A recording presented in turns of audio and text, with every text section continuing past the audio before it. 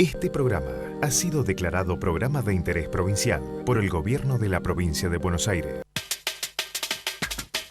Este programa es coproducido por la Federación Odontológica de la Provincia de Buenos Aires.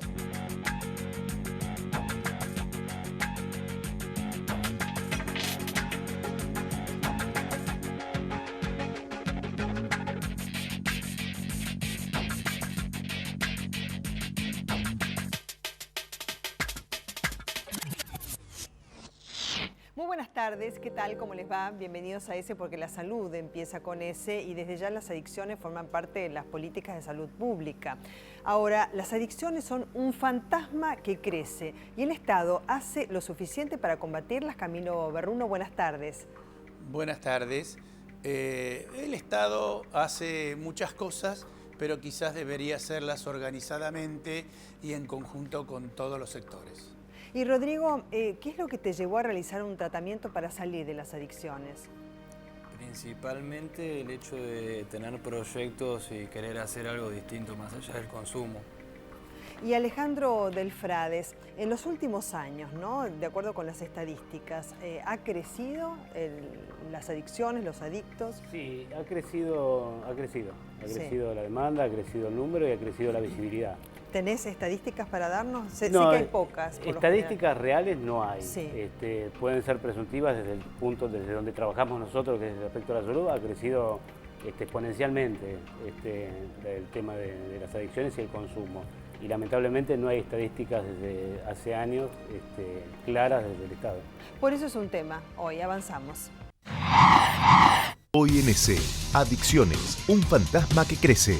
Los problemas con las drogas afectan a cada vez más gente. Las sustancias tienen un poder destructivo mayor, las sobredosis se agravan y se dan en personas más jóvenes. Y el crecimiento del llamado consumo problemático también alcanza al alcohol y a drogas legales. Hoy dedicaremos nuestro programa a este tema porque siempre se puede comenzar el camino de regreso. ¿Quiénes son nuestros invitados hoy? Uno de ellos es Camilo Berruno, médico psiquiatra y subsecretario de Prevención de Adicciones de la Facultad de Medicina de la Universidad de Buenos Aires. También es exsecretario nacional de asistencia del CEDRONAR. Afirma las drogas de la cultura o la cultura de las drogas. ¿Es una pregunta? ¿Lo pones como una afirmación? Es una pregunta y a su vez una respuesta, porque las drogas de la cultura son el alcohol, el tabaco, los fármacos que ya están legalizados, que se producen, se distribuyen y se consumen por los canales normales de la sociedad. Y la cultura de las drogas es los grupos de personas que piensan que con la ayuda de una sustancia, ya sea líquida, inyectable o por vía oral o como fuese, les puede ayudar a las cosas. Las drogas que se fabrican en la cultura o la cultura de las drogas. Está claro, y cada vez, por supuesto, hay más cantidad de drogas, ¿no es cierto? Más cantidad, más oferta, sí. Mayor consumo y mayor tolerancia social. Vamos a desarrollar este tema. ¿Quién es nuestro próximo invitado? Es Rodrigo. Realizó un tratamiento por las adicciones. Empezó a consumir a los 11 años y afirma la práctica hacia el maestro. ¿Cómo es esto, Rodrigo? Y gracias por dar la cara y por estar acá y brindar tu testimonio. Básicamente, bueno, yo creo que la práctica hacia el maestro de cierta forma refleja una manera de hacer las cosas siempre, de tratar de que cada uno pueda encarar su vida practicando cada cosa que uno hace, esmerándose y teniendo paciencia, teniendo perseverancia. El camino del consumo es totalmente lo contrario, podríamos decir, lo que ofrece momentáneamente una solución, entre comillas, fácil o más rápida, que en realidad no es solución alguna, ¿no? Claro. Al menos a mí me ha servido aprender eso y tener eso en mente siempre. Claro, por ahí te preguntaste ¿para qué, no? ¿Para qué estoy transitando por todo esto en vez de por qué a mí ponerte en víctima de la situación en algún momento? Quizás te ayudó a crecer porque Rodrigo es un testimonio de esperanza, porque salió de esa situación, así que se puede salir. ¿Quién es nuestro próximo invitado? Es Alejandro Delfrades, director ejecutivo de la Asociación Civil Centro de Vida. Trabaja hace 15 años junto a Centro de Vida. Afirma hay que poner la atención sobre el hombre y la fuerza de la vida, ¿no? ¿A qué te referís con esto de la fuerza de la vida? La fuerza de la vida creo que es en creer en las personas y en los hombres. Yo digo, Sí. yo hace 15 años que trabajo, hace 22 años hice un tratamiento y eso es una frase que identificó siempre a Centro de Vida desde aquella época. Vos pudiste salir. Yo soy de las exadicto, yo adicciones. hice un tratamiento y confío en que cada proceso, cada solución está en la persona y en favorecerla para que encuentre los propios recursos que no ha tenido frente a la realidad. Pues si yo soy un exadicto, ¿se dice exadicto o de alguna manera es como que se lo está circunscribiendo a una situación en su vida particular a la persona? Yo a esta altura de mi vida aprendí a perderle el miedo, digamos, a esta cuestión de palabras. Sí. En realidad creo que hoy en día hay que manejarse con cierto cuidado porque si no queda muy etiquetado uno Sí. a lo que es y realmente que la adicción es una enfermedad en la vida de Claro una que persona. sí. Y una enfermedad es un estadio, no es Claro. una definición de una persona. Pero bueno, ustedes son el ejemplo claro de que se puede salir Exacto. del mismo y desde ya tener una excelente calidad de vida. Vamos al informe, ya volvemos. El problema de las adicciones crece y se convirtió en una de las grandes preocupaciones de nuestra sociedad. La realidad muestra que las sobredosis ocurren en gente cada vez más joven, como los adolescentes. El paco y las drogas de diseño son íconos de cómo las sustancias han ganado en poder nocivo en los últimos tiempos. Pero también las drogas legales, como el alcohol, ponen en riesgo la salud y se refleja en las urgencias médicas en los hospitales. A la hora de buscar soluciones, la prevención y la acción del Estado es clave. Y aquí es donde el contexto del crecimiento del narcotráfico hace que la situación sea más preocupante. Estábamos hablando de estadísticas, pero cada vez que hablamos de estadísticas, que siempre digo, no, son números y parecen fríos, y detrás de cada número hay una persona, una historia de vida. ¿Cuál es tu historia de vida? ¿Cómo empezaste a consumir? Eras muy chiquito, ¿no? ¿11 años? Sí. ¿Tenías? Sí, en realidad cuando yo empecé no lo veía como un consumo en sí, era una especie de travesura, por así decirlo, capaz por desinformación o simplemente por querer resaltar o destacar, digamos. ¿Qué te llevó al consumo? Y tal vez eso mismo, principalmente el tema de la socialización. Creo yo que eso es donde yo quedé enganchado de alguna manera. Yo, bueno, siempre tuve problemas para socializar con mis pares y a través del consumo, sobre todo de alcohol en ese momento, de repente encontré un grupo de pertenencia, por así decirlo, de chicos más grandes, donde yo me sentía cómodo, por así decirlo. ¿Y cuándo fue el momento en que te diste cuenta que te era difícil salir de la droga y entonces tenías que hacer un tratamiento? En realidad yo ya a los 15 años me di cuenta de que tenía un problema con las drogas, pero nunca me interesó resolverlo hasta aproximadamente los 17 años, donde bueno, ya siempre el consumo iba creciendo en cantidad, en frecuencia y las sustancias también eran cada vez más nocivas. En determinado momento la situación familiar ya no se pudo sostener y no hubo otra alternativa más que hacer un tratamiento para poder mantener al menos eso, el núcleo familiar, seguir en mi casa, vivir con mi vieja, que bueno, que en ese momento para mí era fundamental, 17 años. Claro, por supuesto, la familia desde ya. Pero claro, partimos de drogas que son legales, ¿no es cierto?, para hablar de esto, que se hace consumo del alcohol, a veces son psicofármacos, pero en el caso del alcohol, ¿no? ¿Es cierto o es un mito de que del alcohol, el consumo excesivo y la adicción a esto, digamos, se va, por ejemplo, a la marihuana y de la marihuana a drogas más duras? En cierta forma es cierto, sí, porque una parte consume alcohol y a veces abusa del alcohol, sobre todo los fines de semana o en reuniones, pero otra parte, aparte del abuso de alcohol, sobre todo cuando se empiezan en edades muy tempranas, se agregan otras sustancias. Generalmente es la marihuana, se agrega después posteriormente la cocaína y entonces uno liga la diversión o la reunión con el consumo de sustancias que se llaman mediadores químicos, cuando en realidad la reunión es a través del contacto social y humano, los chicos con las chicas y las chicas con los muchachos. Entonces, esta es la primera pregunta, ¿cuál es el sentido de la diversión y de la reunión? Y acá empiezan con las drogas de la cultura, que son las que más fácil están, las que están disponibles. A mayor disponibilidad, mayor oferta, mayor consumo. Es muy siempre. interesante ese planteo, porque Sí, claro, sí, por sí. ejemplo, vos lo notás en la fundación que los chicos que van a recuperarse, por ejemplo, necesitan de las drogas legales o ilegales también para divertirse, para reunirse, y empiezan, como decíamos recién, con el alcohol, la marihuana, y después necesitan cada vez más y más drogas de mayor poder. Sí, la visión es que es la necesidad de consumir una sustancia que de alguna manera altere la realidad que uno está viviendo, enfrentando. O sea, los jóvenes por lo general en situaciones, es una época compleja de la vida donde uno tiene que empezar a enfrentar situaciones complejas y al tener mayor vulnerabilidad o estar en situaciones más sensibles, le cuesta mucho más si empiezan a utilizar el uso de determinadas drogas para empezar a, como decía Rodrigo, a sociabilizar, a encontrar cuestiones que si bien son ilusorias, pero son más alcanzables para ellos. Fundamentalmente eso, yo creo que la visión, por ahí desde el punto de vista de la salud, de la asistencia, está puesta en la persona en función de esto, de empezar a resolver los conflictos que una persona no ha logrado resolver y que ha encontrado una solución ilusoria, como te decía antes, a través del consumo de una sustancia. Solución, desde ya. No y la es una familia solución. en esto es fundamental en cuanto al apoyo, ¿no? ¿Vos te animaste, por ejemplo, a contarle a tu familia? Vos hablaste de tu mamá hace poco, como un sostén muy especial. Sí, de hecho, o sea, antes de que yo empiece un tratamiento, ya mi familia tenía conocimiento de que yo consumía marihuana, al menos. ¿Y por qué tenía conocimiento? No me acuerdo si... No, porque se enteraron por su cuenta, digamos. Yo no fui a abrirlo en un primer momento. ¿Y nadie les contó, digamos? No, hubo una requisa en mi cuarto un día y bueno... Bueno, pero sospechaban algo porque había un cambio de comportamiento de tu parte, digamos. Sí, además, digamos, uno piensa capaz en el momento que nadie se da cuenta o que uno no está tan alterado, pero bueno... Por algo la madre nos conocen tanto, ¿no? Claro. Y en esa requisa, como vos la llamás, ¿no? Sí. Revisaron el cuarto, encontraron, ¿no? Marihuana. Sí. ¿Cómo fue la reacción de tus padres? ¿Padres dijiste? De los dos. Ambos.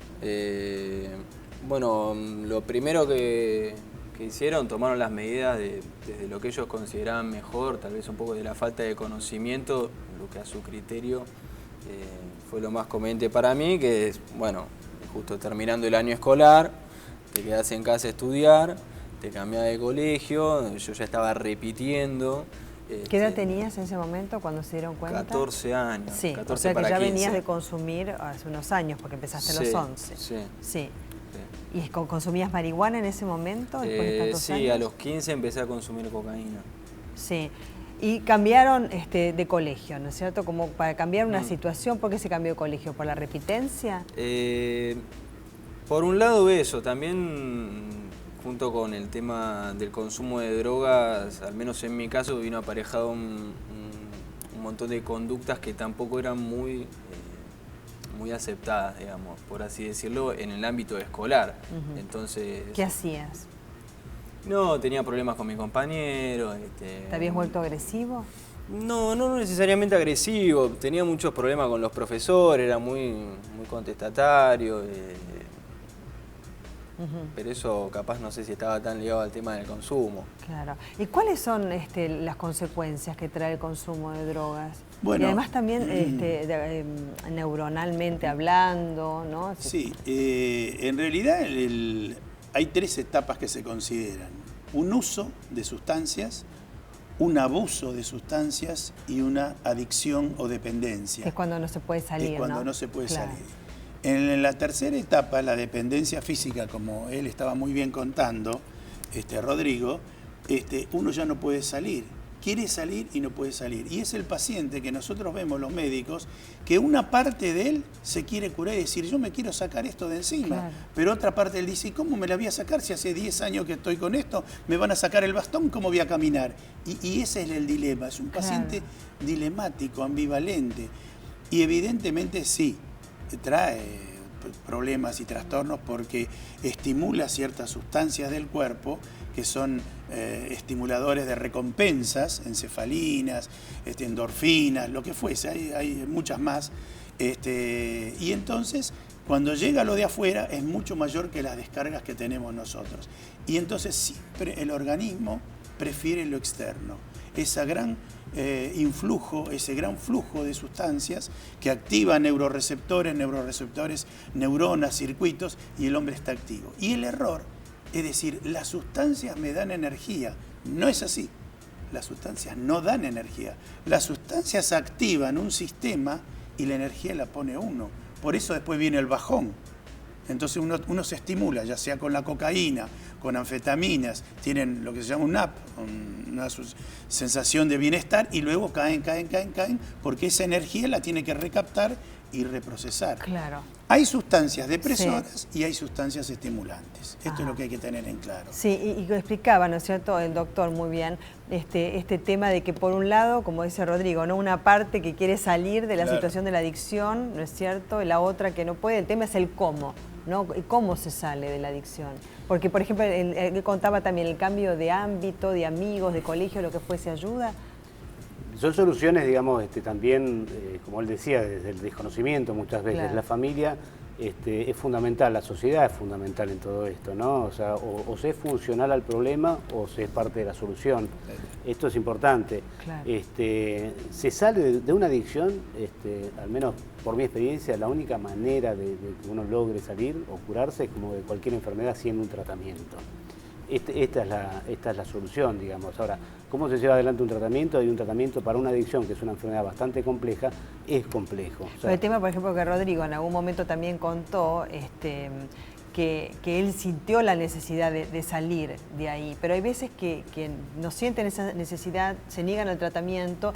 Creo que ahora se judicializa mucho menos, ¿no?, el tema, que se acudía a la justicia cuando la familia, digamos, no sabía qué hacer, ¿no es cierto?, hasta venían por la fuerza pública quizás a llevarlo a un lugar de rehabilitación. Sí, esos eran situaciones extremas, sí, digamos, donde hoy la ley también permite, digamos, un poco más puntual en esa cuestión, pero no siempre se llega a una instancia judicial. Creo que fundamentalmente tiene que ver con la orientación a la familia, o la orientación al vínculo sano, sí, de cómo saber actuar y hacer que precipitar la aceptación de ayuda de esa persona. Claro. Yo creo fundamentalmente que un adicto siempre está buscando una salida. Digo, esa ambivalencia siempre es parte de la enfermedad. Claro, en la ambivalencia. Y Rodrigo, ¿cómo se sale de la adicción? O sea, a ver, paso a paso, ¿te animás a contarnos? ¿Hay medicación también para poder salir de las adicciones? En mi caso, yo nunca tomé medicación.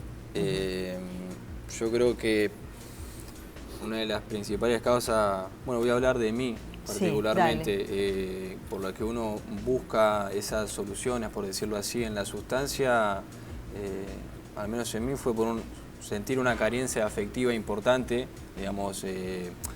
Yo no sentía que recibía el cariño que quería o de la forma en que lo quería, digamos. De ahí se hizo todo un proceso para también reeducar a mi familia y a mí incluidos en la manera de comunicarnos y en el trato que teníamos en nuestros vínculos, en donde yo pude empezar a sentir muchas de esas cosas que antes no, pude empezar a ver las cosas de determinada manera que antes no podía. Mis viejos, mis hermanos, mis amigos pudieron empezar a demostrar las cosas de otra manera. Principalmente, si tuviese que sacar dos cosas en concreto, es cariño y límites, que los límites en definitiva también son una forma de cariño, tal claro, cual. Sí. ¿Y cómo? Responsable. Sí. El amor responsable. Desde ya. ¿No es pero vayamos lo decimos todos nosotros. Por supuesto, desde así ya. Que... Bueno, ¿te acordás quién había escrito un libro que se llama El miedo a los hijos? ¿Te acordás? Bueno, yo me voy a acordar. No me acuerdo. Es un libro fantástico porque tiene que ver con los límites y esto, ¿no? Sí. Ahora, el tratamiento, ¿no?, que explicó Rodrigo el suyo, ¿cómo se sale? A ver, primero un reconocimiento de la voluntad del paciente, sí, y la ayuda de la familia de querer salir. ¿El primer día cómo sería?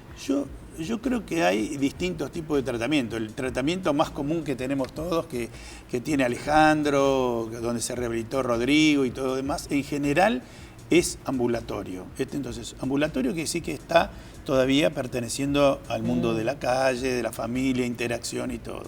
Que hay que tener una serie de consignas muy claras.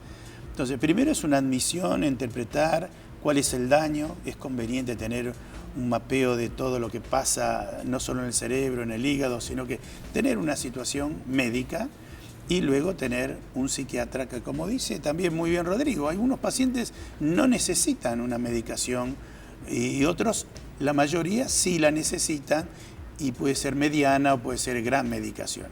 Otros necesitan estar internados porque su consumo es compulsivo y apenas tienen en contacto van y consumen. Entonces ellos necesitan estar internados. Entonces tienen una etapa de desintoxicación, otra parte que denominamos deshabituación, tratar de entender que el hábito no es un bastoncito, sino es un bastón que los termina pinchando y lastimando, y después tiene la readaptación social o la reinserción social, sobre todo en pacientes que se han internado y después tienen que volver a socializarse. Y las familias, como muy bien decían Alejandro y Rodrigo, es parte del problema. No tiene que estar como espectadora, a mí me salió un hijo adicto. No es así, no es así. La familia ha participado, inconsciente o consciente, de mecanismos que han llevado a un emergente a consumir sustancias para tolerar una serie de ¿Hay alguna frustraciones. cuestión genética que lleve a una persona a las adicciones y a otra no? No, lo que se habla ahora genéticamente, lo que se está estudiando es la ruptura entre el abuso y la dependencia. Es decir, hay algunos trabajos que ya están demostrando que hay personas más vulnerables biológicamente porque tienen menos, por ejemplo, endorfinas o menos cantidad de sustancias opioides internos. Entonces, cuando se lo ofrecen, enseguida lo captan. Entonces, hay una predisposición, no una disposición lineal, a que muchas personas se vuelvan más adictos que otras. Hay otras personas que quedan en la etapa de abuso y no pasan a la adicción. Además de la estructura de personalidad, por supuesto, de lo que ha recibido de su familia, de su entorno la afectivo, carga social, de su seguridad familia, también, bueno, exacto. porque eso influye para decir no. Y sí. Por más que 80 lo estén haciendo, por ahí uno dice Ahora, la no. presión social de estos momentos... Es muy fuerte. Yo creo que los chicos estarán de acuerdo, los muchachos, es muy grande a consumir. Además, uno no se integra a un grupo si no consume algo. Si no fuma, si no fuma marihuana, faso, lo Claro, otro. ahí digo, formar en los chicos una estructura de personalidad fuerte para poder decir no, ¿no? Claro. Rodrigo, ¿cuándo fue que vos te diste cuenta que ya no tenías dependencia de las adicciones? Probablemente cuando corté con mi novia y no tuve ganas de drogarme. ¿Cómo es ese proceso? Yo creo que ahí me cayó una ficha importante. Yo tuve una relación desde los 18 hasta los 20 más o menos. Bueno, eso se terminó. Y yo, a pesar de estar muy angustiado y de estar muy triste y un montón de emociones que normalmente me llevaban al consumo, yo en ese momento no lo sentía, no tenía ganas. ¿Y qué recursos tenías vos interiormente como para saber eso? Son recursos internos a los cuales vos apelaste. Yo creo que pude usar mis recursos internos para construirme también recursos externos, por así decirlo. La diferencia capaz es que contaba con más gente con quien hablar, por un lado. Tenía cosas que yo quería hacer también. Sí. Y bueno, por otro lado, como dice usted, a nivel mío personal, yo había cambiado mi manera de ver el tema del consumo. Antes para mí era algo por lo cual enorgullecerme o jactarme de eso, y después hoy en día es todo lo contrario. Yo me siento muy orgulloso de haber podido pasar esa etapa sin consumir. Por supuesto. ¿Y qué aprendiste en 2 palabras para dejarte a vos, para cerrar como testimonio?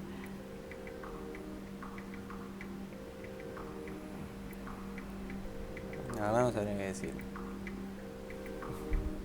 Te quedas sin palabras. Es fuerte. ¿Qué aprendí? Que vale la pena vivir las cosas. Por más malas que sean, vale la pena estar ahí. Que vale la pena vivir la vida, ¿no? Bien. ¿Puedo agregar algo? Luciano, no sé el tiempo. A ver, sí. Que la vida tiene cosas sencillas y eso es interesante verlo naturalmente sin el consumo de sustancias intermedias que modifiquen nuestra percepción. Desde ya. Alejandro, 2 palabras también que vos no dijiste. No, lo mismo que Rodrigo. Creo que vale la pena vivir, a pesar de todo, la vida es hermosa, la vida vale la pena. Muchísimas gracias a ustedes, y bueno, y gracias también por tu valentía de poner la cara, de dar tu testimonio, que sos un ejemplo de que se puede salir y muy esperanzador, ¿no? Que también nosotros queremos dar ese mensaje de esperanza a todos. Gracias. Gracias a vos. Muchas gracias. Vamos a los pisos, ya volvemos. Este programa es coproducido por la Federación Odontológica de la Provincia de Buenos Aires. Nos reencontramos el próximo miércoles a las 18:30 por Metro, como siempre. Muchas gracias.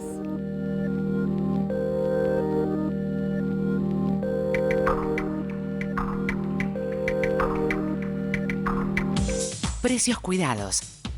Antes de comprar, compará y elegí. Conoce los precios de la canasta. Precios cuidados.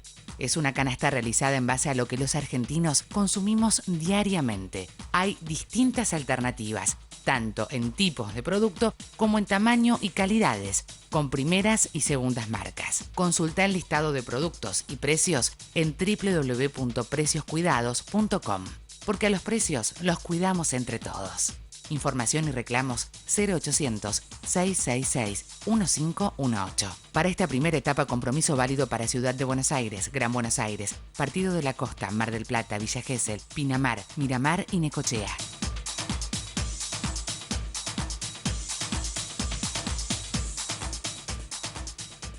Presidencia de la Nación. IOMA, más cerca. Te ofrecemos la más completa cobertura en internación, consultas médicas, odontología, estudios de diagnóstico, prótesis y medicamentos. Libre elección entre los prestadores más jerarquizados de la provincia. IOMA, más cerca. Si ves o sabes algo, llama al 911.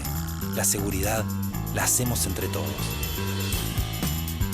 Buenos Aires, activa como nunca. Gobernación Daniel Scioli. Brown, pasado, presente y futuro.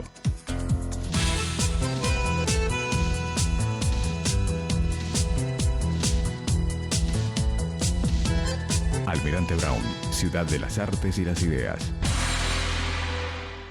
En Morón, primer Festival Juvenil Latinoamericano de Cortos Ambientales. Si tenés entre 13 y 35 años, presentá tu propuesta hasta el 29 de agosto. Proyectá tu mirada. Informate en facebook.com/Festival de Cortos Morón o en www.morón.gov.ar. Municipio de Morón.